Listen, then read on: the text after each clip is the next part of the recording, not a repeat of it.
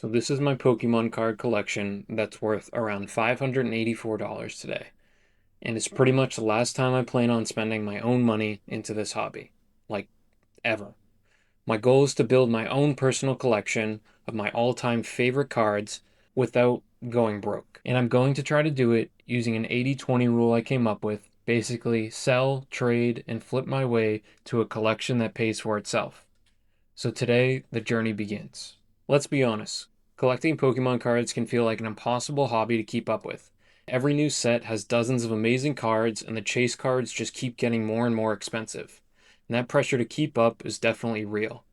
I felt it, and the collector burnout got me away from the hobby multiple years ago. Now that I'm back, I decided to change the rules for myself. I don't want to quit, but I couldn't just throw money away at different cards that I ended up not even caring about. So I came up with a system that's designed to make the hobby pay for itself. It's an 80-20 rule, and it's pretty simple. These are my current cards. The ones that I don't care about, I'm going to start selling off, and then with that remaining money, 80% of it will go into cards I really care about, and then the 20% that's left over will go into possible investments, grading cards that I'll look to flip, and other ways to reinvest into the hobby to keep growing. The money that I make, that 80% is the real goal.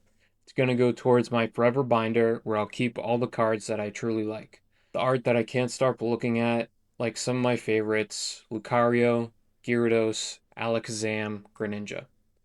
I have some cards already, but nowhere close to where I want to be. I'm trying to build a collection that means something to me, and the best part is no new money from my bank account will go into it. I want the hobby to sustain itself, and to keep myself honest, I'm tracking everything in a spreadsheet. Here you can currently see my inventory price is a lot higher than what shows on collector, just because if we go to my inventory, I do have some sports cards that I'm selling off that I no longer care about, that I got graded back in 2022, 23.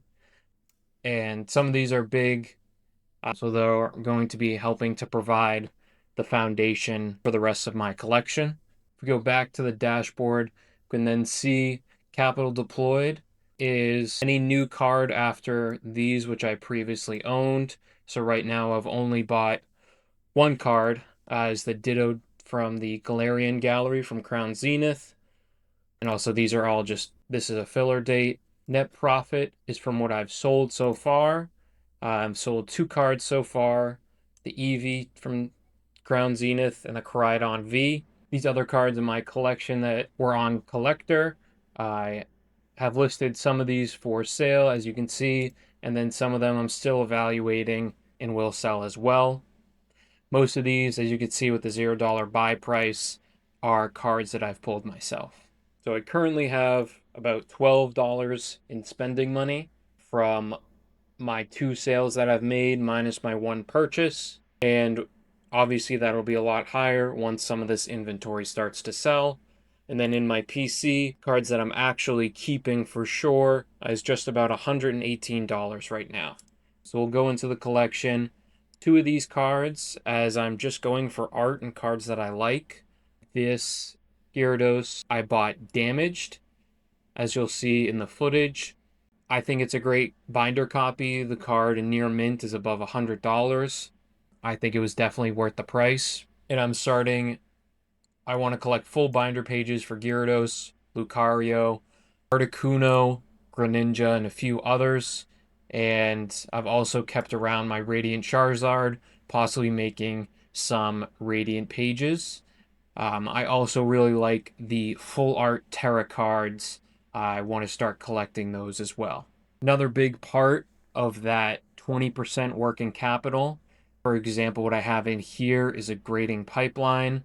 So what I put in is how much it costs me, the current grading fee, and this is using CGC, as PSA is currently not accepting any bulk submissions. And even then, they're 60 plus days for an $80 fee. But CGC is, so their bulk is at $20 a card for 60 days and $55 for 10 business days. So as an example, for a CGC Pristine Ditto, the price is about $305 at time of recording. For CGC 10, it's $99, and 9.5 is essentially slightly above the raw cost of the card. And then I've taken that, and you can see on screen the formula as well if you want to replicate this in your own sheet.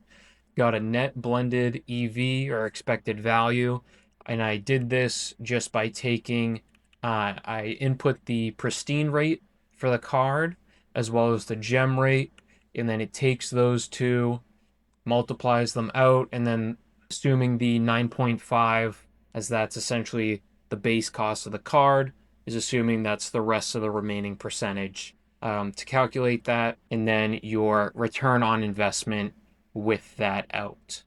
And then I also do have a Mew that I've been considering grading, but there is a slight bit of edge wear, so I don't think I'm going to send it out. But a CGC Pristine is around the same price as a PSA 10, around $640 to, I think the PSA 10 might also go up to $700 right now. So having that at a higher turnaround would allow me to reinvest that faster back into the collection and back into more cards to get grading. So that's why you do see the $55 total cost for the grading fee. But I don't think I'm going to send it out, as I don't think it has a great chance. But I'll be tracking and inputting different cards that I plan on grading, as well as other cards that I'll have in my inventory, and then adding more into my personal collection and just tracking these.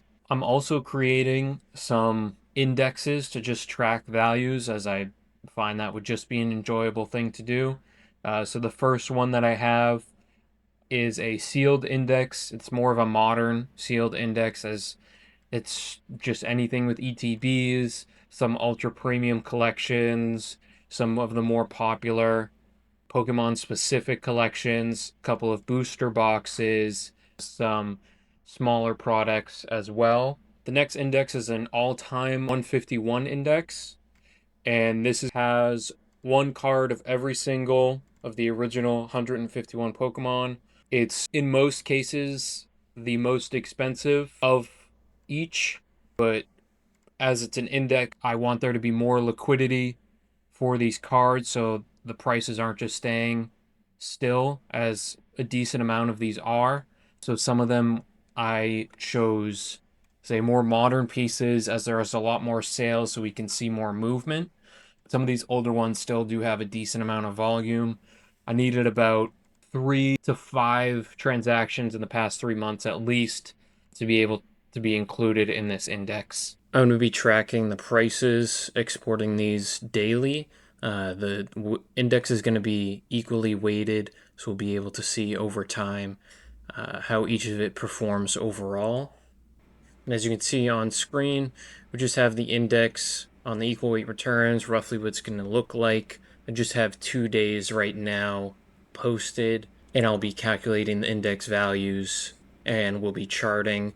I'll probably release these monthly, and every time I buy a card, I'll keep it tracked. You'll see it. You'll see how my returns go as well. And for right now, I'm hunting Lucario, finishing out my first page, and then we'll move on to the next one. If you're a collector or just curious about the numbers side, feel free to subscribe for more.